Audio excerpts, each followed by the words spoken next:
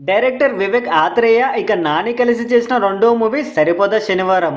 ఇక ఈరోజు అన్ని భాషల్లో గ్రాండ్గా రిలీజ్ అయింది. రిలీజ్ అయిన అన్ని సెంటర్ల నుంచి మంచి టెక్నిక్ కూడా సొంతం చేసుకుంది ఈ సినిమా. ఇక నాని గత సినిమాలైన దసరా అలాగే హాయ్ నాన్న సినిమాలతో అదిరిపై హిట్ని తన ఖాతాలో వేసుకున్నాడు. ఇక ఇప్పుడు ఈ సినిమాతో హ్యాట్రిక్ బ్లాక్ బస్టర్ కొట్టాడని చెప్పాలి. ఇక ఇప్పుడు బాక్సాఫీస్ దగ్గర చెప్పుకోదగ్గ పెద్ద సినిమాలు ఏమీ లేవు కాబట్టి సరిపోదా శనివారం సినిమాకి బాగా కలిసి వస్తుంది. అలాగే యూఎస్ఏ బాక్సాఫీస్ దగ్గర ఇప్పటికే $800,000ని క్రాస్ చేసి 1 మిలియన్ మార్క్ దగ్గరికి దూసుకెళ్తుంది.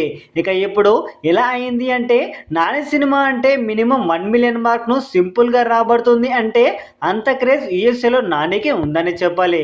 ఇక భారీ బడ్జెట్ కమర్షియల్ సినిమాతో బరిలోకి దిగిన ఈ సినిమా మొదటి రోజు బాక్సాఫీస్ దగ్గర రికార్డు కలెక్షన్ వచ్చేలాగా కనిపిస్తుంది.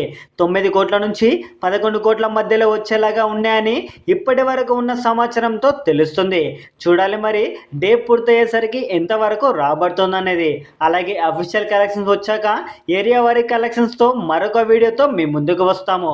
అప్పటి వరకు చూస్తూనే ఉండండి మన టుడే పోస్టర్ ఛానల్.